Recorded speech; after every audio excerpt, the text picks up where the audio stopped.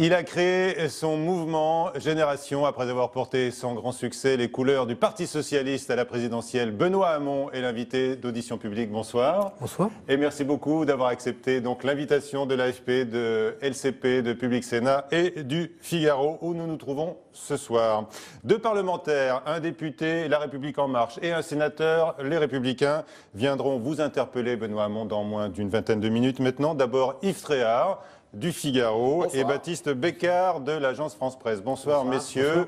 On a envie de parler d'abord avec vous, Benoît Hamon, qui avait été un éphémère ministre de l'Éducation nationale, je le rappelle, quelques mois, de ce qui se passe aujourd'hui, avec notamment, bien sûr, ce professeur de Créteil qui a été braqué par un élève, et c'est l'éducation qui est mise en joue avec, on l'annonce aujourd'hui, donc un plan d'action que prépare les ministres Castaner et Blanquer. Le ministre de l'Éducation nationale évoque bien sûr des des mesures éducatives et également éventuellement des sanctions. Il parle de responsabilisation des familles. Qu'est-ce que vous attendez aujourd'hui? Qu'est-ce qu'il est nécessaire pour mettre un terme à une forme d'impunité dans les établissements scolaires?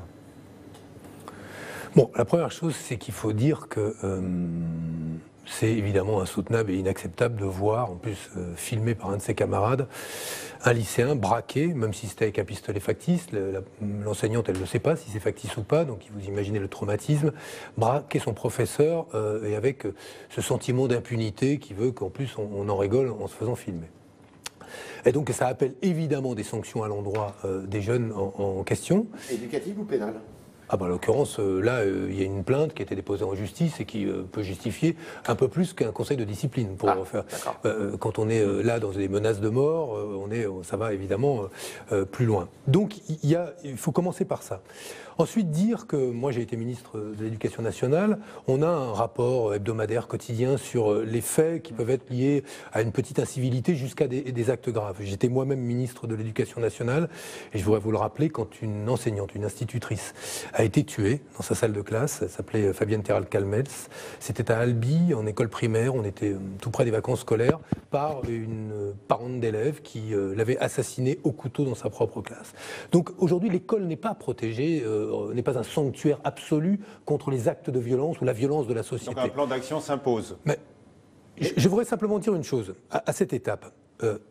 J'entends, on parle, ça communique beaucoup du côté du gouvernement, j'espère qu'on ne va pas faire que communiquer, mais la première chose qu'il faudrait dire et faire aujourd'hui, c'est de suspendre immédiatement la mesure de suppression de 1800 postes dans le secondaire et 2400 l'année prochaine, parce que, allez-vous me dire, que dans des établissements où on a des classes de 35 à 40 élèves, parmi lesquels des élèves qui ne suivent pas ou mal les cours, il soit possible de tenir une classe. Mais là, il s'agit d'une absence. Hein. Il voulait absolument que son enseignant... Ce que je vous dis, c'est que manifestement, aujourd'hui, oui, la priorité pour moi, oui, c'est déjà de répondre en arrêtant de faire en sorte qu'il y ait moins d'adultes dans les établissements scolaires. Vous avez été ministre de l'Éducation nationale et on a la parole qui se libère des enseignants aujourd'hui avec un hashtag « pas de vague » qui se plaint.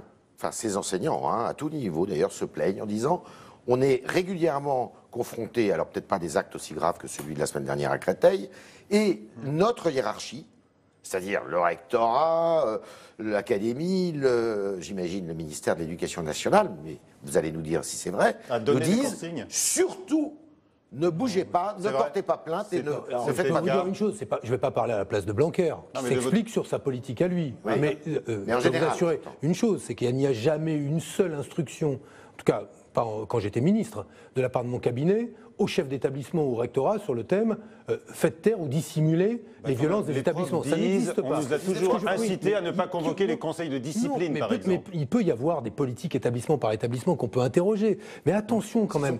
Non, mais je suis ravi que vous écoutiez les professeurs quand il s'agit, quand ils écrivent sur Twitter, quand ils vous disent ceci beaucoup plus régulièrement qu'ils manquent, eux, d'adultes et d'autres profs dans leurs établissements, écoutez-les aussi. Et pourquoi je vous le dis? Non, mais pas que, évidemment pas que. Alors, je veux pointer une chose. Là, on parle le ministre de l'Intérieur qui parle d'un plan d'action. Médecins scolaires. On a de moins en moins de médecins scolaires. Les médecins scolaires, ils servent à quoi? À détecter des enfants ou des adolescents qui ont des troubles du comportement. Parce que, moi, je veux pointer une chose quand même. Quand on a un jeune qui braque son prof pour une histoire de présence, c'est qu'il a manifestement des troubles du comportement, à mes yeux. Il y a des comportements qui ne sont pas normaux. Je pense aussi que ce travail des adultes, CPE, surveillants, médecins scolaires, tout ce travail est indispensable. J'ajoute qu'on avait commencé le travail de sécurisation des établissements après les attentats de Charlie et ceux de novembre du Bataclan. Donc ce travail a été fait, de manière très consciente sur les dangers qui... vous avez fait? Non, mais ce travail avait été fait sur la nécessité de vérifier que n'importe quel objet ne rentre pas dans les établissements, qu'on soit des portiques. Oui, mais non, mais des portiques. On va pas la question se pose. Écoutez, moi je ne crois pas qu'aujourd'hui, ça ne change rien. Vous savez, aux États-Unis, on fait des portiques. Les plus grands massacres dans les écoles ont eu lieu aux États-Unis. L'interdiction des téléphones portables, est-ce que pour vous c'est une mesure qui peut être suffisante? Alors, je vais vous dire, nécessaire, moi, au moins. le fait qu'il y ait des gamins qui soient arrivés à leur écran en classe, bon, heureusement, dans les cas, ça ne se passe pas comme ça, parfois, mais rarement, mais évidemment, ça me choque comme tout le monde. Ce que je crains, c'est qu'à la fin, on n'est plus que ça. C'est-à-dire qu'il y ait l'interdiction des portables, mais toujours pas plus d'adultes. Toujours pas plus de prise en compte. Vous êtes sur le nombre d'enseignants et d'encadrants. Je veux le dire, mais sans l'ombre sans idéologie aucune. Je pense aujourd'hui que oui, on demande au lycée, au collège et aux écoles publiques de prendre en charge des inégalités, une pauvreté, des situations... On a fait nommer 50 000 enseignants. Oui, je sais, 54 000 qu'on a créés de postes de profs, mais honnêtement, avec la réforme des retraites qui se prépare, et la prise en compte non pas un calcul des retraites qui va prendre toute la carrière, sans les primes, vous allez avoir... Non mais je le dis, vous allez avoir parmi les carrières les moins attractives. Elles ne le sont pas pour les postes de profs. Si la retraite ne l'est pas, il n'y aura pas beaucoup de candidats. M. Blanquer, ce matin, a dit qu'il faut responsabiliser les parents d'élèves. Là-dessus, Éric Ciotti, qui avait déjà engagé cette politique dans son département des Alpes-Maritimes, dit qu'il faut suspendre les allocations familiales aux parents de ces enfants turbulents, enfin plus que turbulents, qui se livrent à des actes violents. Alors, je ne crois pas que ce soit la solution. Non. Mais non, moi je ne crois pas. Il y a des gens. Oui, il faut responsabiliser les parents, mais évidemment. Oui. Mais vous croyez que les parents. Mais d'accord, mais arrêtez de vous mettre à la place des parents et de penser que vous êtes plus responsable qu'eux. De quel droit? Parce qu'on est parents aussi. Mais vous savez ce que c'est la souffrance d'une maman célibataire qui a 5 mômes et qui voit un de ses mômes partir en vrille comme ça. Bon oui, elle a perdu le contrôle. Et c'est en lui supprimant les allocations familiales que vous allez régler le problème. Mais je pense que ça n'est pas sérieux. Et de la part de gens qui sont, d'ailleurs, on pourrait se poser la question, tous bien sous tout rapport, et leurs enfants ne posent aucun problème. Aucun problème dans les lycées eux-mêmes. Arrêtons cette forme de condescendance des gens bien sous tout rapport, qui voudraient responsabiliser les familles les plus pauvres en leur supprimant les allocations familiales. Moi, je vous l'affirme, ça n'est pas la solution. Cela étant dit, on a des dispositifs pour aider les parents aujourd'hui à comprendre ce qui se passe, à essayer de reprendre le contrôle de leurs gamins. Mais objectivement, pour avoir été confronté à cette parfois grande pauvreté, grande précarité de certaines familles, vous pouvez avoir des parents extrêmement volontaires et qui ont perdu le contrôle des mômes. Perdu le contrôle des enfants. Et je ne crois pas qu'aujourd'hui leur dire « Écoutez, on va vous supprimer les allocations familiales » résolve quoi que ce soit. C'est parce que le problème, c'est aussi le salaire des professeurs, c'est-à-dire qu'en fait, les élèves sentent que le métier de professeur n'est plus désirable et du coup, ils le font payer indirectement aux professeurs. Ce qui est certain, c'est que quand vous commencez une carrière aujourd'hui dans l'éducation nationale, on est moins bien payé en France qu'on ne l'est dans les pays voisins. Ça va mieux en fin de carrière, parce que la progression de carrière est meilleure. Mais la réalité, c'est qu'il n'y a pas beaucoup, présentez-les-moi, de titulaires d'un M2 en mathématiques qui choisissent la carrière de prof de maths pour le salaire. C'est pareil pour toutes les disciplines. Donc la question de la carrière, elle est fondamentale. Mais je rajoute, la réforme des retraites et la retraite par points, elle va fragiliser spécifiquement ces professions.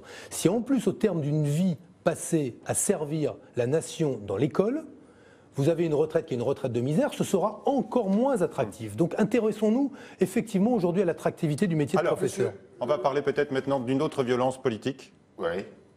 Mais juste avant, M. Castaner, qui vient d'être nommé ministre de l'Intérieur, il aurait dû monter au créneau tout de suite sur ce sujet. Il avait une interview dans le journal du dimanche, notre confrère, hier, sur 2 pages. Il n'a pas parlé un seul instant de ce qui s'est passé dans ce lycée de Créteil. En revanche, c'est le ministre de l'Éducation nationale qui a pris le taureau par les cornes. Vous trouvez ça normal ? Moi, je pense Il est fait pour le poste, Castaner. Je pense qu'on a un ministre de l'Intérieur qui n'est pas sûr de grand-chose, notamment sur ce qui relève des politiques de sécurité. Moi, je me réjouis de la formation continue des dirigeants de La République En Marche, mais je ne sais pas si au ministère de l'Intérieur, ce soit le bon endroit pour faire de la formation continue. Voilà, ça aurait été mieux d'avoir un ministre qui avait une doctrine, une idée, une politique. Alors, vous avez vu qu'il est flanqué quand même d'un spécialiste. Oui, ça ne me rassure pas beaucoup, voyez-vous. Ah bon? Non mais attendez, moi pardon, mais soit on est dans un moment qui est un moment grave. Mais vous êtes devenu sécuritaire. C'est pas que je deviens sécuritaire. Moi, je m'attache à l'efficacité des politiques de sécurité. Bien sûr, M. Castaner. L'ordre public et la sécurité pour tous, ça m'intéresse. Que chacun se sente en sécurité, qu'il soit riche ou pauvre, ça m'intéresse. Et moi, ce que je souhaite, c'est que ces politiques soient efficaces. Et Christophe Castaner n'a pas de profil, alors. Mais ce que je veux dire, c'est que... il est là pourquoi, alors? Pour faire de la politique, sans doute. En tout cas, c'est ce que le président de la République lui demande. Mais qu'il soit flanqué d'un professionnel compétent... C'est quand même assez curieux qu'on soit obligé de faire des binômes avec un politique et un professionnel compétent. Ça suppose que l'un n'est pas politique, le professionnel compétent, et que le politique n'est peut-être pas compétent. Je voulais parler donc de Jean-Luc Mélenchon. Comment est-ce que vous avez vécu cette semaine survoltée du leader de la France insoumise? Est-ce que ce que vous avez regardé, comme nous tous, vous a conforté dans l'image que vous avez de Jean-Luc Mélenchon? Vous l'avez traité de populiste. Non, c'est lui qui se revendique populiste. Je ne le traite pas. C'est lui qui a une stratégie populiste, qui est théorisée par des philosophes, Chantal Mouffe. Ça appartient au débat politique. Donc, il y a deux moments. Moi, je comprends l'émotion qui peut naître d'une perquisition spectaculaire et du sentiment qu'on vient fouiller dans des fichiers, dans le travail d'un parti politique d'opposition et qu'on soit légitimement, se sente humilié par cela. Mais je dis aussi... pas de passe-droit non plus dans la République. Ni humiliation, ni passe-droit. Et si je peux comprendre la colère qui peut naître de ce sentiment d'humiliation, je ne comprends absolument pas, je vous le dis, les attaques qui ont été les attaques contre la presse. Sa fonction n'est pas sacrée. C'est lui qui le dit, hein. Mais ce qui est sacré, pardon, mais c'est en l'occurrence, j'ai envie de dire... La liberté de la presse. Non, mais on pourrait parler des professeurs, on en parlait avant. Ça, c'est sacré. Évidemment, un parlementaire doit pouvoir agir et il est protégé par l'immunité parlementaire sans être en permanence menacé dans l'exercice de sa fonction. Mais au-delà de ces mots-là, en France, comme dans les grandes démocraties, le quatrième pouvoir, celui de la presse, il est indispensable et précieux. Moi, j'ai eu des désaccords avec des journalistes. Ça m'a fâché parfois des papiers. Je leur ai même dit, mais stop à la mise en cause de la presse. Stop à la mise en cause des journalistes comme une catégorie en soi d'individus qui iraient ou servir le pouvoir ou auraient comme fonction... Il est allé trop loin. Ah oui, il a été incontestable. Oui, mais moi je pense qu'on a besoin de son tempérament, ou est-ce qu'il est victime, comme l'a dit M. Hollande, ou est-ce qu'il y a eu, voilà, il s'est dit c'est une stratégie réfléchie en cas de confrontation, on fait une stratégie du coup de poing. Psychologique ou psycho à un problème qui n'est pas psychologique. Non, c'est politique. C'est une stratégie. Je ne sais pas si c'est une stratégie. Je dis que c'est politique. Moi, je ne veux pas psychologiser le débat politique. Je ne fais pas. Non, mais mon problème, c'est pas le tempérament de Jean-Luc Mélenchon. C'est ce qu'il dit et ce qu'il fait. Et je lui prête d'être intelligent et responsable. Donc je dis quoi?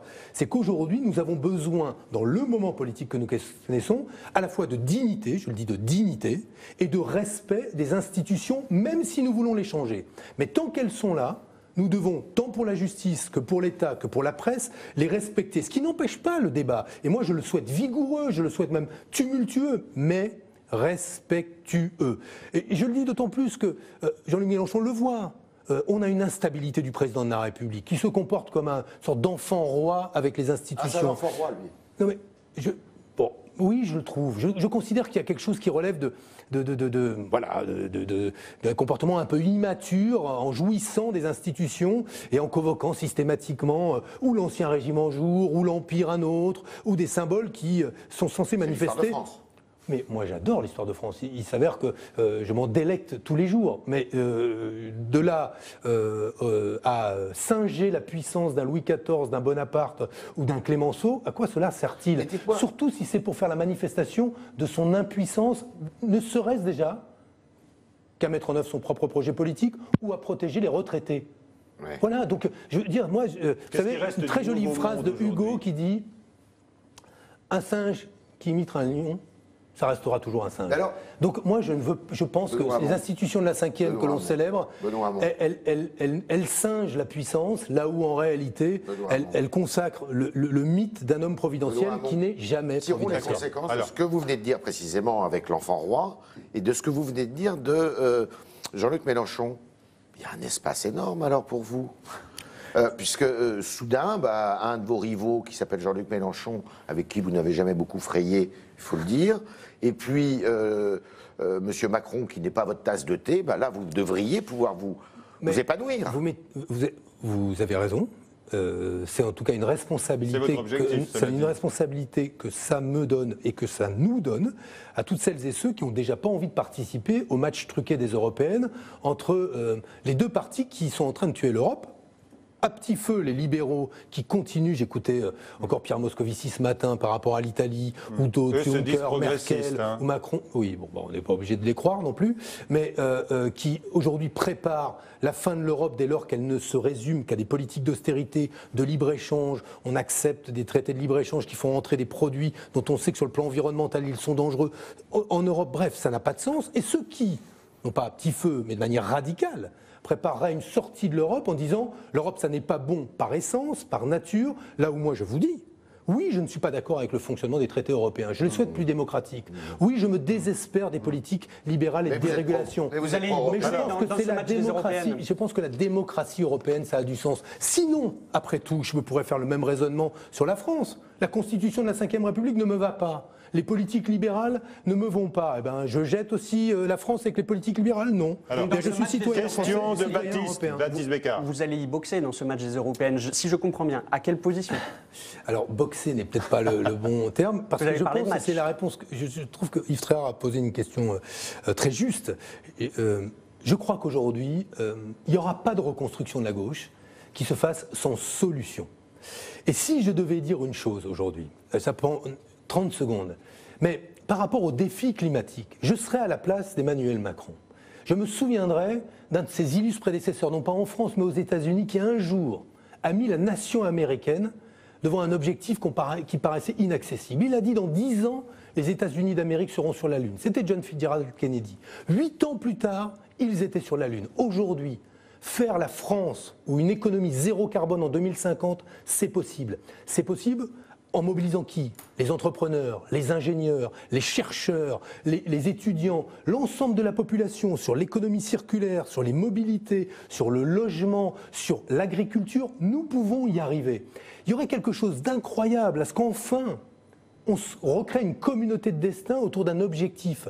Laisser à nos enfants un monde dans lequel la dette écologique soit moins forte demain qu'elle ne l'est aujourd'hui. Parce que c'est ça aux européennes. C'est de ça dont je parlerai avec beaucoup d'autres. Et c'est ce qui fait que je m'engagerai, je l'ai déjà dit, totalement dans cette bataille. Alors, vous n'avez pas répondu là. C'est ma réponse. Oui, mais ne nous satisfait pas. Vous serez tête de liste. Mais vous m'inviterez on vous sent très motivé. Écoutez, avec plaisir. Vous êtes motivé pour être tête de liste. Je vais quand même préciser certaines choses. Vous avez parlé de Jean-Luc Mélenchon. Il y a un caractère complotiste dans ce qu'il dit aujourd'hui, en disant c'est un complot contre moi. C'est un air qu'on a entendu aussi à l'extrême droite. Est-ce que vous tireriez un signe égal entre Jean-Luc Mélenchon et Madame Le Pen? Vous voyez des similitudes? Aucune similitude. Moi, je sais faire la différence entre l'engagement d'une vie de Jean-Luc Mélenchon à gauche et l'engagement d'une autre vie à l'extrême droite. Il ne prononce plus le mot gauche, il ne le veut plus. J'ai bien compris, c'est bien ce qui fait notre désaccord. Ça ne m'a pas échappé. Et moi, j'assume d'être de gauche et de vouloir rassembler ma famille politique. Non, c'est pas ça.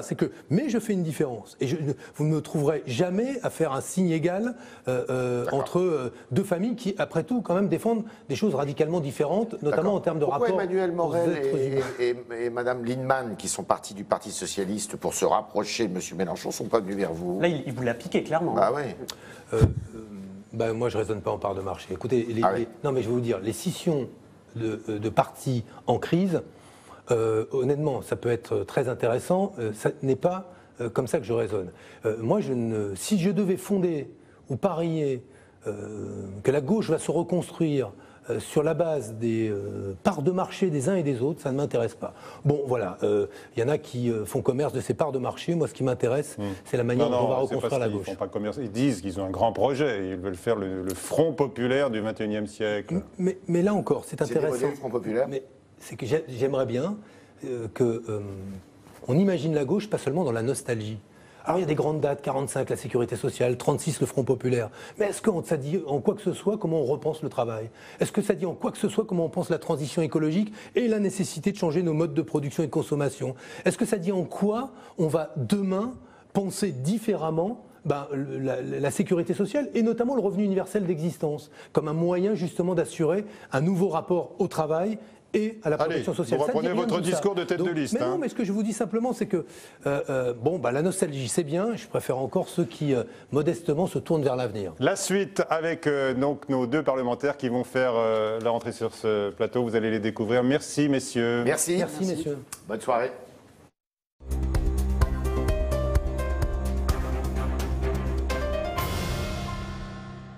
Bonsoir, et donc les 2 parlementaires sont Sylvain Maillard, bonsoir, vous êtes député de La République En Marche de Paris, je vous laisse saluer monsieur le député, et Philippe Dominati, sénateur Les Républicains de Paris. On a parlé de l'éducation nationale, de ce qui se passe dans les écoles, c'est grave, on l'a vu il y a un instant. Sylvain Maillard, vous vouliez revenir sur l'éducation nationale? Oui, si vous permettez, je voudrais juste faire une petite aparté, mais qui me semble importante. Vous avez peut-être pensé que c'est quelque chose d'annexe, mais c'est quelque chose pour moi qui ne l'est pas. Je vais revenir sur l'écriture inclusive. Je vois que dans le nom de votre parti, vous avez de l'écriture inclusive, mais de façon plus générale, vous utilisez très souvent dans votre acte l'écriture inclusive. L'écriture inclusive, c'est une écriture qui, est, pour les malvoyants ou les non-voyants, n'est pas lisible, c'est-à-dire qu'avec l'utilisation des machines braille, ne peut pas être lisible. Donc c'est une écriture qui porte très mal son nom. Moi, je comprends que cette écriture est devenue, au fur et à mesure, un repère de gauche en disant « je fais une réunion publique, on prend des tracts avec une écriture inclusive », on appelle donc c'est quelque chose qui appelle à comme si un signe de reconnaissance des gens de gauche, des électeurs éventuellement de gauche. Moi, je vous en parle parce que, avec plusieurs parlementaires, nous sommes allés voir Édouard Philippe il y a un an, parce que nous utilisions, nous aussi, au début, l'écriture inclusive, et je lui ai dit, comme d'autres ont pu lui dire, il faut arrêter d'utiliser cette écriture parce qu'elle n'est pas inclusive pour les personnes en situation de handicap. Moi, j'aimerais avoir votre avis dessus. Je ne sais pas si vous le saviez, que c'est pour les personnes qui sont non-voyants et malvoyants, c'est un vrai souci pour eux, et que si ce n'est pas le cas, je suis heureux de vous le dire, et j'aimerais, en tout cas de mon point de vue, que vous ne l'utilisez plus.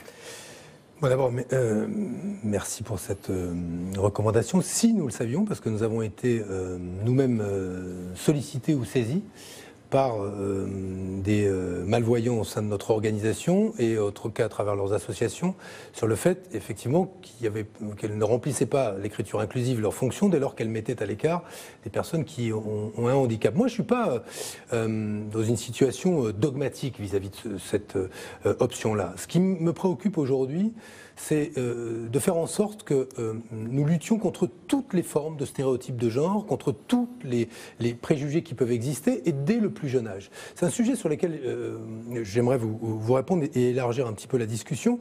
J'avais été très frappé, avant même d'être ministre de l'Éducation nationale, sur la façon dont, quand on s'était intéressé à la formation des maîtres, en l'occurrence des professeurs des écoles, et notamment en maternelle, sur la façon dont ils véhiculaient eux-mêmes des stéréotypes de genre et de la façon dont on répartissait inconsciemment les classes entre garçons et filles, et dont la manière dont on enseignait n'était pas si inclusive que ça. Et je pense qu'on doit mobiliser tous les instruments et tous les moyens pour faire en sorte... Mais oui, et c'est pour ça que nous, on s'est rallié à l'écriture inclusive. Mais là-dessus, c'est un point précis sur lequel il y a une vraie difficulté. La question, c'est une faiblesse de cette réponse-là. C'est pas lisible non plus pour les voyants. La question est maintenant, comment est-ce qu'on répond à ce qu'étaient les objectifs de l'écriture inclusive sur la lutte contre les inégalités et les discriminations, et comment on s'attache à ce qu'elle ne soit pas, à travers un objectif louable, eh bien qu'elle n'ait pas des résultats qui soient des résultats contraires à ses préconisations, c'est-à-dire qu'elle exclut les personnes en situation de handicap.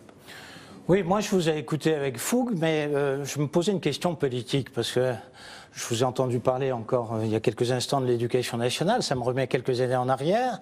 Je vous ai entendu faire une définition du libéralisme, et j'ai le sentiment qu'il n'y a pas d'acquis, d'expérience, que vous n'avez pas tiré les leçons de ce qui s'est passé après un exercice au gouvernement, après un mandat loupé, et puis après un score, je dirais, catastrophique pour une formation gouvernementale. Vous repartez à la bataille sans faire le bilan de ce qui s'est passé. Vous avez parlé du libéralisme. Pour moi, le libéralisme, il n'existe pas dans ce pays.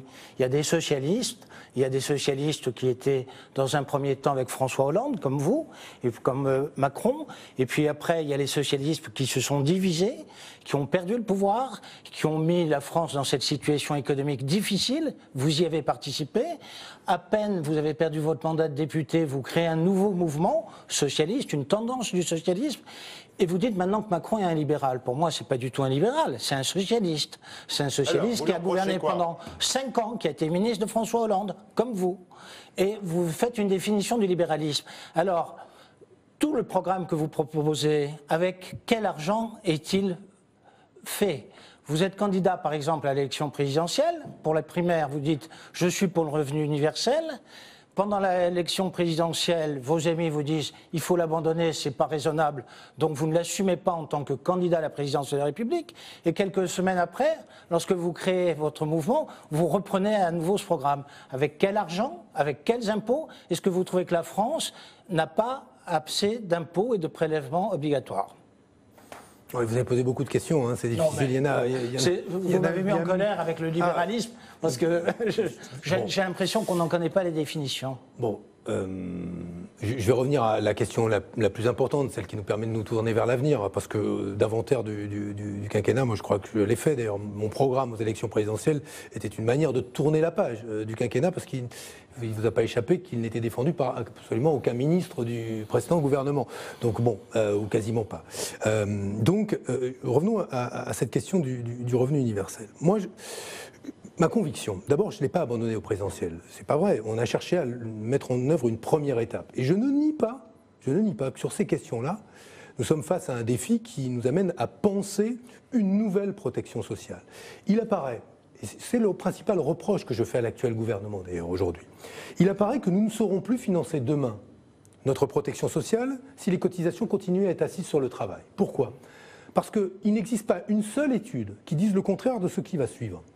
La totalité des études qui se penchent sur la transformation du travail nous disent qu'un métier sur 2 ou un emploi sur 2 sera transformé par la révolution numérique et qu'entre 10 et 20% de ces emplois seront détruits.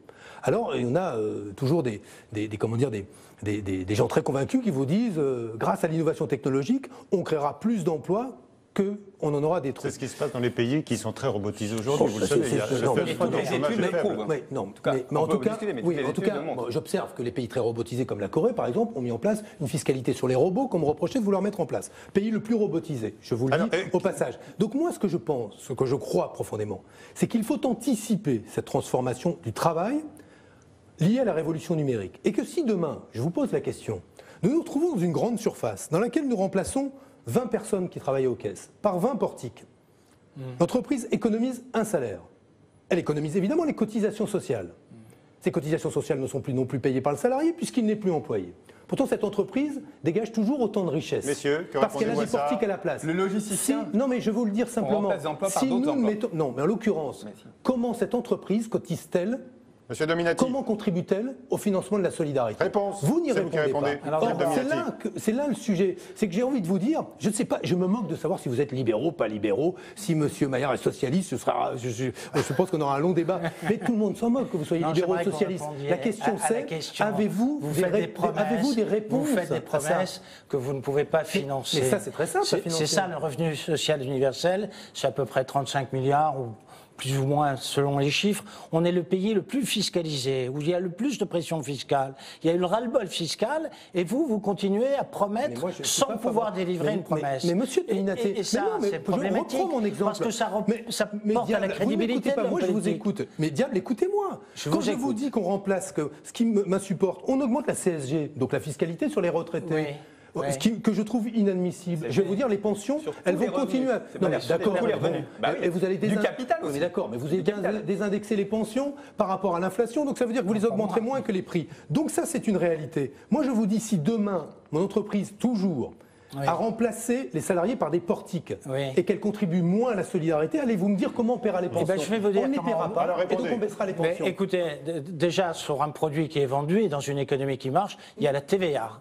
Et 1/5 du produit va à l'État par la TVA. Donc une économie florissante, c'est l'imposition déjà, je dirais, par la TVA. C'est-à-dire qu'en gros, le consommateur, donc le retraité sera taxé aussi. Non, mais... Ah bah oui, mais vous allez lui prendre. Moi je vous propose que les machines qui remplacent les hommes soient mises à contribution. Encore une fois, depuis 7 ans. On parlait de TVA payée par les retraités, les consommateurs, les salariés. Depuis 7 ans. Non, je dis dans une économie qui marche. Je dis que vous avez des recettes pour un État, tout simplement, et ça se produit dans un certain nombre de pays. Depuis 7 ans, nous avons le même taux d'imposition en France. Est-ce que vous proposez d'aller encore plus loin, de dépasser la mesure ou pas? C'est quand même une question importante. J'ai une vraie différence par rapport à M. Dominati et je préfère tout de suite le dire. Moi, je pense que dans votre exemple, qui est un très bon exemple d'ailleurs, qu'on vit au milieu à Paris, nous sommes élus de Paris l'un et l'autre, on le vit exactement à l'heure actuelle dans le 8e arrondissement. Ces emplois de caissières, d'agents de caisse, sont remplacés par des emplois de logisticiens. C'est d'autres emplois, ça ne veut pas dire que l'emploi frontal qui disparaît peut être transformé. Vous pouvez me dire, mais c'est peut-être d'autres personnes. Et c'est pour ça qu'on a apporté cette loi Avenir Professionnel. Moi, j'ai eu l'honneur de l'apporter en disant, on va monter en compétences et on va accompagner tout au long de sa vie des évolutions de carrière parce que, quelque part, peut-être que quand on réfléchit bien, est-ce que c'est pas plus intéressant, plus constructif dans sa vie d'être agent de caisse et ensuite devenir logicien que toute sa vie agent de caisse. C'est un exemple très précis là-dessus. Et dernière chose, je voudrais juste revenir, et je vous donne la parole tout de suite. Quand vous dites la CSG, moi je trouve que c'est une bonne idée. J'étais heureux de porter cette réforme en disant on augmente la CSG parce que je pense que tous les revenus doivent contribuer à la protection sociale. Et que quelque part, faire porter uniquement sur les salaires, les revenus, la protection sociale, c'est une erreur. Et quelque part, ça va un peu dans votre sens de dire que l'intégralité des revenus doivent être taxés pour permettre une protection sociale. Et donc là-dessus, moi, je suis un peu surpris que vous soyez offusqué sur l'augmentation de la CSG parce que quelque part, ça va dans votre sens. Non, alors, ça va pas dans mon sens. Ça va pas dans mon sens quand ça n'est pas équilibré par la mise en place d'une fiscalité autrement plus innovante, qui est celle expérimentée par d'autres. Je le rappelle, la Corée qui pense la mise à contribution de la machine quand elle crée de la richesse, ce qui n'est pas le cas aujourd'hui. Mais d'un mot, puisque vous m'avez pris un exemple qui était très juste. C'est là où, franchement, les avocats du Nouveau Monde, je vous trouve des timides dans votre radicalité, dans votre rupture et votre disruption. Parce que, fondamentalement, les grands géants de la logistique, ils ne vous ont pas attendu.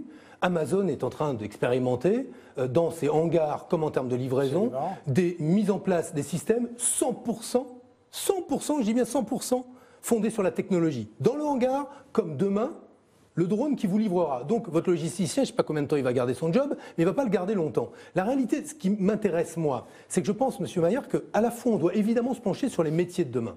Et donc avoir une politique qui est à la fois une politique de formation, continue et initiale, qui imagine et pense tout cela. Mais moi j'observe que ces innovations de rupture, elles vont si vite qu'elles nous prennent tous de vitesse. Et pourquoi est-ce que je me sens assez légitime à vous parler de tout cela? Si mon discours était totalement en rupture avec les grands spécialistes de ces questions, je vous dirais peut-être que je me trompe. Mais quand vous avez Elon Musk, patron de Tesla, Bill Gates, patron de Microsoft, qui préconise une fiscalité qui soit une fiscalité fondée justement sur la richesse créée par les machines et l'intelligence artificielle et moins sur les hommes. Quand ils préconisent eux aussi, au regard des transformations du travail, un revenu universel. Je me dis en tout cas que ceux, peut-être êtes-vous informaticien, mais qui ont pensé ces innovations, eux, pour ce qui est de l'avenir, pensent davantage comme moi que comme vous. Et je vous invite à être un peu plus disruptif dans votre manière de penser l'avenir. Monsieur Dominati, un mot là-dessus, puis on change de sujet. Moi, j'aime bien les exemples que vous prenez, mais pourquoi vous ne prenez pas leur modèle de société, leur modèle de fiscalité? Vous prenez qu'un morceau, mais pourquoi vous prenez des entrepreneurs libéraux dans un pays libéral où il n'y a pas d'impôts pour appuyer votre exemple de l'avenir? C'est pour le moins curieux. Non, et qu'ils constatent que ça marche très bien, la preuve, puisqu'on est obligé d'avoir une situation défensive. Et là, vous nous affaiblissez parce que vous ne tirez pas les conséquences en réalité de votre expérience. Mais vous continuez à promettre, à délivrer des promesses qui peuvent nous amener à un certain nombre de difficultés. Je vous fais un reproche. Parce que, honnêtement, j'ai beaucoup de respect pour, en plus, le débat politique, y compris les positions que vous pouvez prendre. Mais là, vous êtes un peu malhonnête avec moi. Moi, j'essaye de tirer des conséquences des échecs de la gauche quand elle n'a qu'un discours qui est de dire, bon, ben finalement, quand il s'agit de services publics, on va faire une administration, un fonctionnaire, un formulaire. Quand il s'agit de politique sociale... Est-ce que vous voulez plus de prélèvements, plus d'impôts ou pas? L'échec de la gauche, je ne veux pas qu'il repose toujours, qu'il ait la même assiette. C'est important, là. Mais évidemment, c'est important. Je pense que les générations à venir, c'est important quand même. Si vous avez une sorte de leitmotiv qui tourne en boucle, moi je vous dis que la fiscalité sera forcément différente. Vous n'avez pas été clair, vous ne voulez pas les augmenter. Mais ça dépend sur qui et sur quoi. D'accord, voilà, c'est votre réponse. Mais ma réponse, je viens de le dire. Oui, je suis favorable. Quand la machine remplace l'homme et qu'elle crée plus de richesse que l'homme qui était à la place, c'est dommage que ça lui supprime un emploi et en plus ça ne cotise plus à nos systèmes de protection sociale. Qui va payer nos retraités demain ? Allez, autre sujet, quand même une petite question quand même. Emmanuel Macron, il a proposé un revenu universel d'activité. Ça vous plaît pas, ça n'a rien à voir. Tout le monde le sait que ça n'a pas grand-chose à voir. Oui. Mais c'est, de ce que je comprends, c'est un effort de simplification des minima sociaux. C'est un RSA qui serait distribué avec davantage de contreparties exigées du bénéficiaire. Donc moi, j'ai écouté le discours, j'étais pas très emballé, je vous avoue. Mais s'il reprend le revenu universel dans le nom, c'est sans doute qu'il est informé que ce sujet préoccupe beaucoup de nos compatriotes et qu'il évolue dans les opinions publiques européennes. Puis après, j'attends de voir définitivement. Je veux dire, moi, on nous demande des fois de juger les uns et les autres sans qu'on ait... bon, très bien. Sylvain Maillard, vous êtes venu aussi avec des questions sur l'éducation nationale, je le disais tout à l'heure. Alors, je vais rebondir dessus sur ce que vous avez dit tout à l'heure sur l'attractivité du métier de professeur. Et là-dessus, je pense que peut-être on va s'y retrouver. Si on réfléchit et qu'on dit on paye beaucoup plus les enseignants, d'ailleurs vous en avez parlé, on paye beaucoup plus, pas une prime, une petite prime, on paye beaucoup plus les enseignants, comme on peut l'avoir en Allemagne par exemple.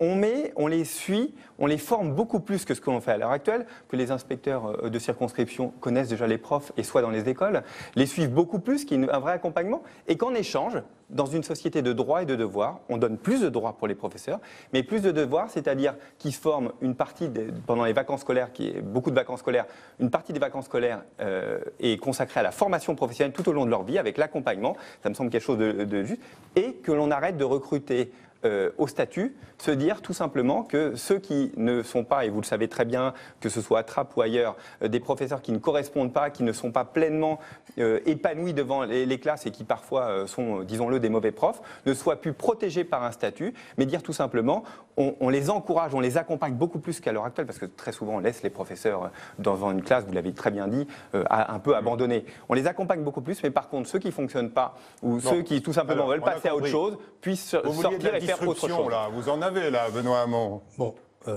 si on pouvait faire alors, 2 points d'accord déjà. Le premier, formation initiale et formation continue. Il y a eu un effort qui a été fait, évidemment, puisque la formation initiale avait été supprimée par Nicolas Sarkozy. On a rétabli les écoles supérieures du professorat et de l'éducation, qui sont rebaptisées, je crois, par M. Blanquer. Mais l'idée, c'était de reformer les profs. Ce qui était incroyable, que le seul métier qui ne s'apprenne pas, c'était celui d'apprendre aux autres. Donc maintenant, ça s'apprend à nouveau, parce que la pédagogie, c'est quand même pas nul. Donc ça... Vous avez pointé un problème de l'éducation nationale centrale, c'est la formation continue. Parce qu'on a beau avoir été bien formé en formation initiale, rien que l'apprentissage des technologies numériques, les nouvelles pédagogies, on a besoin d'être remobilisé, c'est central. Sur évidemment la carrière, je ne peux qu'approuver, même si effectivement, alors là pour le coup, il y a un petit saut budgétaire qui ne va pas être petit. Non mais c'est extrêmement important parce que moi je suis content qu'on rallie de plus en plus de parlementaires, de citoyens à cette idée qu'il est indispensable d'avoir des profs mieux formés dans la durée, quitte à ce qu'on négocie avec eux, et le point, alors là, je suis tout à fait offert à cela, quitte à ce qu'on négocie avec eux, l'organisation de l'année scolaire, des temps de vacances, des vacances d'été. Vous savez qu'en fait, la réalité, c'est pas tellement les professeurs qui bloquent. Alors, mais c'est pas eux qui font les premiers à bloquer. La réalité, c'est que c'est l'industrie du tourisme qui a toujours voulu qu'on ne touche pas à la question des vacances scolaires parce qu'elle remettrait en cause, en partie, le chiffre d'affaires de ces métiers-là. Donc moi, j'y suis prêt. Mais la question du statut, si c'est pour remettre en cause le statut de la fonction publique, le fait d'être fonctionnaire... Des nouveaux arrivants, hein. Des nouveaux oui, arrivants. j'ai compris. Comme les cheminots. Oui, mais moi je pense que, honnêtement, aujourd'hui, remettre en cause le principe selon lequel vous avez la garantie de votre emploi, ce qui ne veut pas dire que vous êtes protégé en tout, que vous restez dans une classe, ça n'est pas le cas aujourd'hui. Et puis je veux vous dire, on recrute aujourd'hui des contractuels remplaçants avec une semaine de formation, s'il n'est pas de formation. Ça, je suis d'accord avec vous, sauf que comme on ne paye pas assez les satisfaisant. professeurs, on se retrouve avec des professeurs mais auxiliaires. Oui, on a de la précarité partout. C'est un tout, mais droit et devoir, il faut qu'aussi à un moment, je suis d'accord à ce qu'on en discute. Je suis d'accord à ce qu'on en discute, mais si c'est pour remettre en cause le principe du statut tel que le propose M. Maillard, non. Par contre, que cette discussion s'ouvre, et je vais même rajouter une chose. Est-ce qu'on est prêt à considérer que le secteur privé doit avoir des obligations en matière de mixité sociale? Parce que ça vient d'être encore redit par une étude qui le dit de manière très claire. Qu'est-ce qui explique la ghettoisation? C'est le fait qu'on peut contourner dans les faits les obligations de mixité sociale par le secteur privé. Voilà une discussion que moi je souhaite avoir avec le secteur privé. Je le sens, je le crois, capable de l'avoir et de rediscuter les termes de la Convention. Parce que si il n'y a pas de remise en cause de cela, je pense qu'on aura de plus en plus une école publique qui sera confrontée à des inégalités de plus en plus fortes qu'elle aura du mal à gérer, et une école privée qui prospérera sans doute, mais qui échappera à ses devoirs qui doivent être ceux de tout le service public d'éducation dont fait partie le privé. Merci beaucoup, messieurs, d'avoir participé à ce face-à-face avec Benoît Hamon. Merci encore. Et maintenant, nous accueillons nos deux consoeurs des chaînes parlementaires.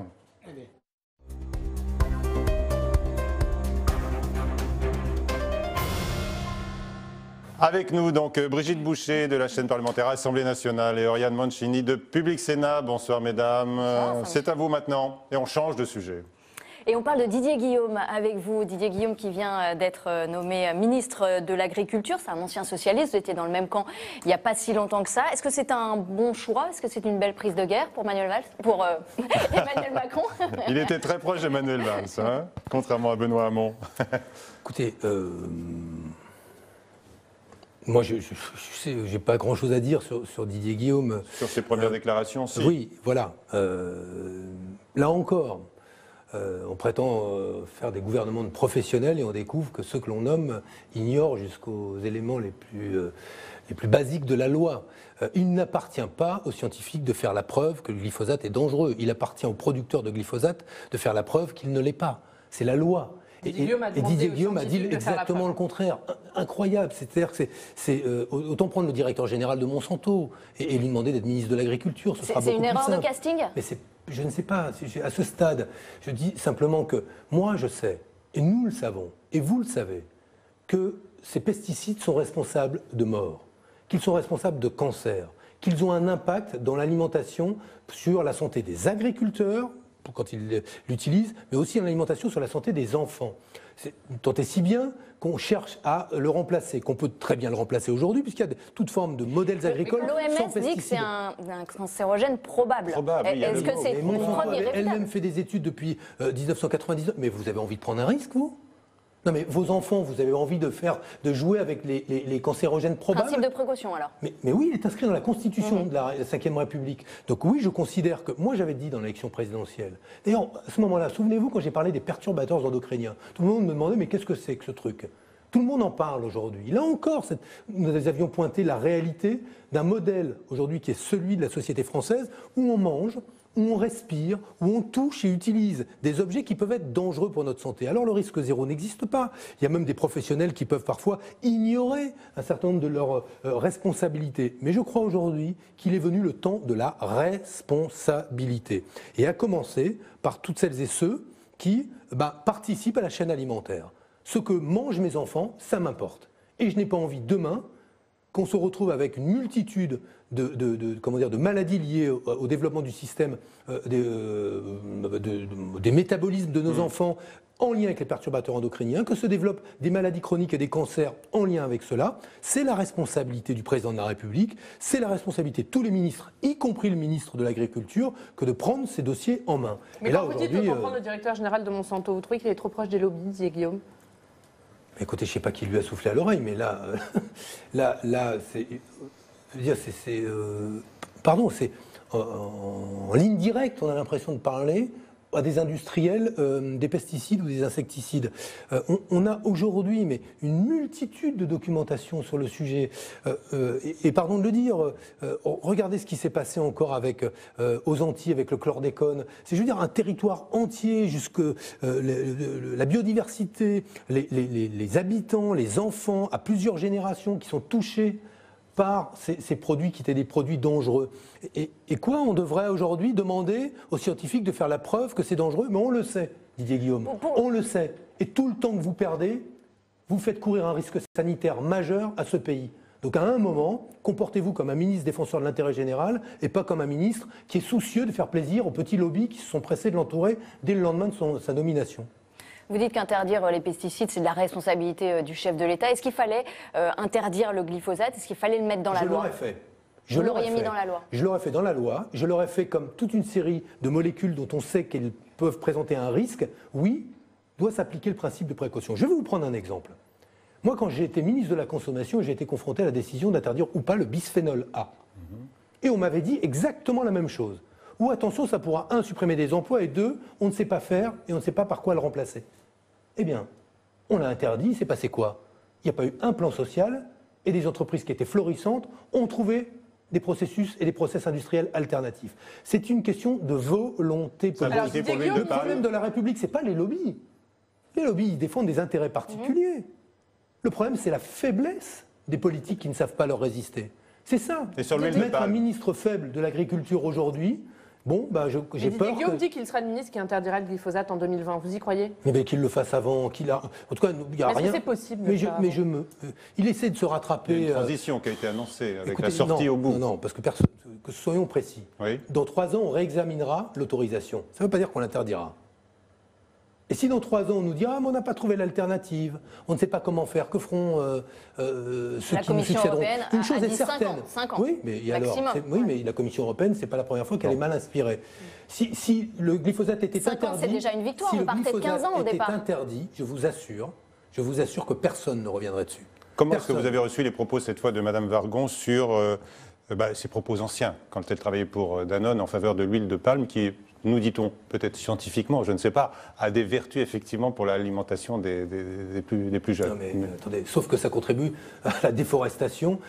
On est en train de vivre sous la menace d'un réchauffement climatique d'ici 3 ans de plus de 2 degrés, qui va entraîner des phénomènes migratoires de 400 millions de personnes, des submersions sur le littoral, on parle de ça, hein. Et vous avez des gens, pour vous dire, nous sommes à la tête d'une entreprise verte, Danone, mais qui fait quand même beaucoup de plastique et considère que l'huile de palme est indispensable. Eh bien qu'ils trouvent des alternatives. Et par ailleurs, je vous le dis, parce que là les lobbies, c'est pas simplement, en l'occurrence la Danone, Total qui obtient qu'il y ait une fiscalité avantageuse sur l'huile de palme avec le soutien de la majorité actuelle. Le maintien de la fiscalité avantageuse. Oui, mais c'est pas normal. Écoutez, mais pardon de le dire, à un moment, on l'a vu, la transition écologique. Il y a des centaines d'emplois qui sont menacés.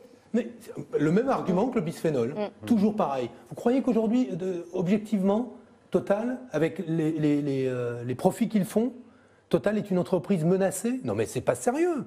Ça n'est pas sérieux. Est-ce que vous approuvez? Est-ce qu'à un moment, disons-le clairement, je veux dire, que nous soyons de droite, de gauche, ou du centre, ou de rien du tout.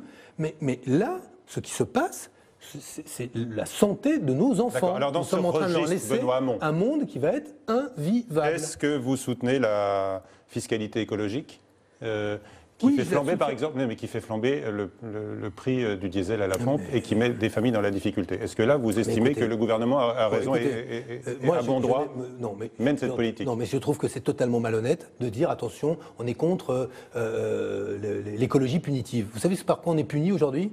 Par le fait qu'on a une alimentation dans laquelle il y a des produits qui sont des produits qui atteignent notre santé. Vous savez, et les familles pauvres, vous savez par quoi elles sont aujourd'hui punies? Par le fait qu'elles n'aient pas d'autre choix, parfois en raison de leurs revenus, que justement de manger, non pas bio, ce que mangent tous ceux qui leur donnent des leçons, mais d'acheter des plats préparés dans les grandes surfaces qui ne sont pas la meilleure alimentation qui soit sur le point de l'équilibre nutritif. Vous savez par quoi ils sont punis? Par le fait qu'ils vivent dans des logements qui sont des passoires énergétiques, qu'ils vivent à côté d'autoroutes dans lesquelles ils respirent des particules fines. Voilà par quoi ces gens-là sont punis. Non mais arrêtez de me dire qu'ils sont punis. Pour l'environnement ou est-ce que c'est de l'écologie punitive? C'est ce que dit Ségolène Royal ce matin. Oui, Ségolène Royal a dit ce qu'elle veut. Moi je considère par exemple que demain, oui, le principe des péages urbains, de la gratuité des transports publics, ça, c'est le sens de l'histoire. On ira vers cela. Et il faut développer toutes les formes de fiscalité, notamment à l'endroit des plus modestes et des plus pauvres, pour qu'ils aient ou le choix entre une alternative au déplacement dans leur véhicule, ou évidemment une compensation qui leur permette à eux d'être moins impactés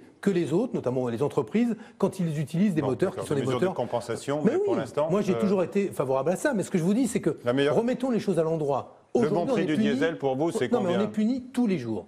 Puni tous les jours par l'air qu'on respire, par ce qu'on mange. Donc il serait peut-être temps qu'on regarde, qu'on y pense un tout petit peu plus à moyen terme et l'avenir de nos enfants plutôt qu'à très très court terme. Est-ce que vous avez l'impression que les leçons de la démission de Nicolas Hulot ont été tirées? Aucune. Et Didier Guillaume en est la parfaite... et Madame Vargon à l'écologie. Non mais c'est incroyable.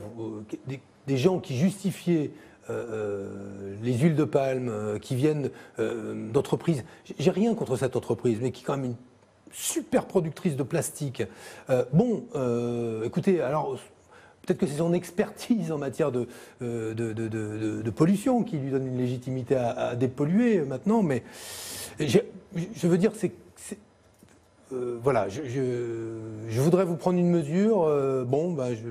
Les 2 oursonnes dans les Pyrénées, c'est le bilan de M. de Rugy. Donc vous faites confiance à François de Rugy? C'est bien parti. Voilà, il vient d'arriver. Oui, écoutez, sur le glyphosate, sur ces sujets importants, sur le nucléaire, vous voyez quelque chose sur la fiscalité sur les huiles de palme? Vous savez, au fond, je veux vous dire une chose, et je vais vous en parler avec sincèrement. Si on pense qu'on doit commencer à faire de l'écologie là où les intérêts économiques s'arrêtent, on ne fera pas d'écologie. Oui, il y aura forcément des grands intérêts privés qui verront leur trajectoire de croissance remise en cause par la transition écologique. Mais là encore, il faut qu'on hiérarchise. Je vous le redis avec beaucoup de sincérité, la dette financière, ça se rembourse, parce que quelqu'un la détient. La dette écologique, quand il y aura eu la fonte d'épaule, ça ne se rembourse pas. Ça n'est pas une affaire de 20 ans, c'est maintenant que ça se passe. Oriane Mancini pour un autre sujet. On va changer de sujet. Vous êtes favorable à la PMA pour toutes, comme le veut le gouvernement. Est-ce que vous pensez que la société est prête? Est-ce qu'il n'y a pas de risque de fracture, comme ça a été le cas sur le mariage pour tous? Mais la société est prête, elle est en avance sur les politiques. Les peureux sont les politiques. Sur la fin de vie, la société est en avance sur les politiques. Nous n'avançons pas parce que les politiques sont peureux. Emmanuel Macron n'avancera pas sur la fin de vie, pas davantage. Bon, alors peut-être, j'espère qu'il le fera pour la PMA pour toutes, mais juste sur la fin de vie, vous êtes favorable à une révision de la loi Leonetti? Moi je l'ai dit, j'ai pris position pendant l'élection présidentielle. Je suis favorable à une loi qui permette de faciliter la fin de vie au-delà des soins palliatifs, au-delà de l'endormissement tel qu'il est permis aujourd'hui par la loi dans le cadre des directives anticipées. C'est important, la sédation profonde. Oui, mais c'est une en réalité aujourd'hui, nous savons que ça ne répond pas au désir d'une majorité de la population qui est que l'on avance. Donc souvent, les citoyens sont en avance sur les politiques. Et ce que fait Emmanuel Macron sur la PMA, par exemple, c'est renvoyer une nouvelle commission, ça me semble-t-il, c'est cela, le soin de nous dire ce qu'il doit en être. On sait tous, à peu près, on a eu des comités d'éthique, tout le monde a parlé. La PMA, c'est pas la GPA, c'est pas le même sujet. Il me semble qu'il faut l'autoriser. Disent que la PMA aujourd'hui peut conduire à la GPA à moyen terme. Est-ce que c'est aussi une crainte pour vous? Je n'y crois pas. Moi, je ne suis pas favorable à la GPA, par exemple. Je suis favorable à la PMA, mais pourquoi je ne suis pas favorable à la GPA? Parce qu'il y a un tiers qui intervient, un tiers qui contractualiserait le fait de louer, en quelque sorte, son ventre, que ce tiers peut s'interroger à un moment sur le fait de garder ou de ne pas garder, que ce tiers est souvent pauvre et fait des enfants pour des personnes plus riches. Donc voilà, il me semble aujourd'hui... Vous êtes de gauche, vous êtes pour l'égalité. Est-ce qu'entre l'égalité de couple de femmes et l'égalité de couple d'hommes, on ne viendra pas inévitablement à la GPA? Non, mais ce n'est pas comme cela que les choses se posent. Si on vous présente les choses comme ça, vous dites vous êtes pour le droit à l'enfant pour 2 femmes, vous n'êtes pas pour le droit à l'enfant pour 2 hommes. Il y a une troisième personne qui est une femme, qui elle, va faire un enfant. Si cet enfant, par exemple, présente un handicap, et que, comme on le voit, les personnes, finalement, décident de ne pas prendre l'enfant. Si on se retrouve avec une situation dans laquelle, en fait, on constate que ce sont toujours des femmes pauvres qui choisissent cela pour pouvoir faire des enfants. Je ne crois pas que ce soit souhaitable. Vous ne verdirez pas là-dessus. Je veux mettre une frontière, une limite, c'est que je pense que le marché peut pas rentrer là-dedans. Et en même temps, moi qui suis papa, le désir d'enfant, comment vous dire, je le comprends. Mais l'adoption, elle est permise pour les... elle était déjà dans les faits usuels, mais elle est permise pour les couples homosexuels. C'est difficile, vous le savez. Mais je sais que c'est difficile. Mais ce que je veux vous dire, c'est que ce désir d'enfant, je le comprends, mais il me semble que par la GPA, nous touchons là à une question plus fondamentale. D'accord. D'autres sujets de société. Sur la prochaine grande réforme au menu du gouvernement, la réforme des retraites. On a compris vos inquiétudes concernant les professeurs, mais est-ce qu'il y a quand même du bon dans cette réforme des retraites? Est-ce que c'est une réforme que vous pourriez soutenir? Non. Non, parce que je pense qu'elle ne répond pas au problème que j'ai évoqué tout à l'heure. Je pense que le but de cette réforme, c'est de faire des économies sur le système. Alors avant, on faisait des économies, comment? On allégeait la durée de cotisation. Maintenant, vous avez compris, avec la réforme par points, on va payer moins de pensions. On va payer moins de pensions, c'est-à-dire que ce sont les retraités qui partiront avec une retraite qui est une retraite plus faible. Dans les deux cas, on réfléchit en termes d'économies que l'on fait sur la sécurité sociale. C'est la raison pour laquelle, moi, je préconise deux axes. La première, c'est celle de mettre à contribution, je le redis, la richesse produite par les machines. C'est-à-dire qu'on ne réfléchisse plus dans les cotisations sociales qui financent les retraites, en fonction du nombre de salariés, mais en fonction de la richesse produite par une entreprise. Si une entreprise fait 10 millions d'euros avec 100 salariés ou elle fait 10 millions d'euros avec 20 salariés, elle doit payer les mêmes cotisations. Aujourd'hui, à 20 salariés, vous payez 5 fois moins de cotisations qu'à 100 salariés. Première réforme. Et la deuxième réforme, qui est pour mes yeux la plus essentielle et dont ne parle pas le gouvernement, c'est la question de la pénibilité. Parce que la principale inégalité, c'est au moment où vous partez à la retraite, vous avez une espérance de vie plus courte, quand vous avez été employé, ouvrier, mais une espérance de vie en bonne santé encore plus courte. Non seulement on n'a pas réglé le problème sous le précédent quinquennat? Pas assez, il a fait, mais pas assez. Et surtout, ça a été remis en cause, en partie par Emmanuel Macron, qui a supprimé l'exposition au risque chimique, tenez-vous bien, comme facteur de pénibilité. Emmanuel Macron. Sur pression de qui? Du MEDEF. Vous ne trouvez pas ça, aujourd'hui, insupportable et insoutenable? Vous avez une vie à bosser au contact de produits chimiques dans une entreprise de chimie, vous savez qu'il y a des risques, votre retraite va être plus courte et en plus en bonne santé encore plus courte, aucun facteur de pénibilité n'est pris en compte pour partir plus tôt. Eh bien, voilà les deux priorités. Changer le mode de financement pour ne pas baisser les retraites et tenir compte de la pénibilité. Cette réforme, elle a pour but aussi de mettre fin aux régimes spéciaux. Il y en a 42 aujourd'hui. Est-ce que vous dites qu'il faut conserver les régimes spéciaux? Écoutez, moi je pense que le régime de la Comédie Française, c'est pas ce qui fait qu'il y a un problème dans le système de retraite. Je comprends la démarche, mais si à la fin, c'est de réduire la retraite des fonctionnaires en remettant en cause le calcul de leur retraite, même si on tient compte des primes, il y a des professions où il n'y a pas de primes, ou quasiment pas de primes. Les professeurs, pourquoi j'en ai parlé? Parce qu'il n'y a quasiment pas de primes. Donc dans les faits, ils vont avoir une retraite qui va baisser.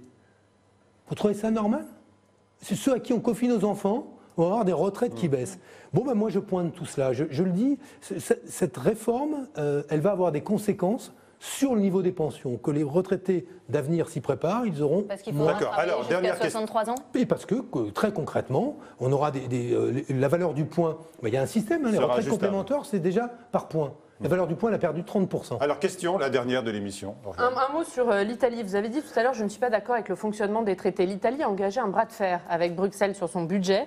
Il refuse de modifier. Est-ce que Matteo Salvini a raison de tenir tête à la Commission? Non, c'est pas Salvini. Vous me faites vous n'avez pas le droit de dire ça. Il est ministre de l'Intérieur. Il y a un Premier ministre. Comment s'appelle-t-il? Est-ce que le gouvernement italien alors a raison de tenir tête à la Commission? Je ne me gourre pas. Et d'ailleurs, c'est bien parce que je ne me gourre pas que quand un ministre fasciste fait la politique qu'il fait, qui inspire d'autres gouvernements libéraux sur les migrants, je m'en émeus et je revendique que la grandeur de la nation française, c'est de faire le contraire de l'Italie, premièrement. Mais je dis autre chose, c'est que quand il y a une Commission européenne qui n'a d'autre rôle que d'empêcher les nations de construire leur budget selon la volonté de leur peuple, à un moment avec la négociation, c'est le bâton ou le bâton, je pense qu'on va tout droit dans le mur. C'est la raison pour laquelle, je vous le dis... C'est renforcer l'europhobie.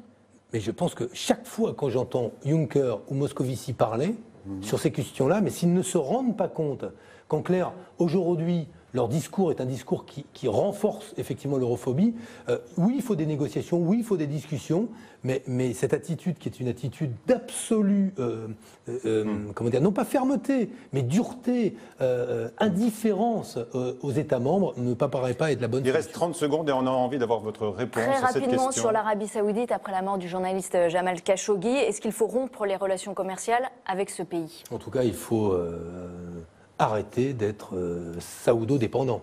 Parce qu'alors là, d'un gouvernement à un autre, on a couru les faveurs des rois saoudiens. Et il me semble que ce gouvernement, hélas, en raison des contrats militaires, d'armement, etc., et avec la pression de l'industrie d'armement, n'est pas sur la voie de changer cela. Arrêtez la vente. Non, mais je pense que là, honnêtement, à un moment, à qui vend-on des armes et à quel prix? À quel prix? Alors, c'est la fin de cette émission. Merci beaucoup, mesdames. Merci Benoît Hamon. Je ne sais pas si vous mesurez, je ne sais pas l'engouement que vous soulevez sur le site À Mon Amour. C'est un site de rencontre de célibataires pro-Hamon. Vous suivez cela un peu, les couples qui se forment chez vous?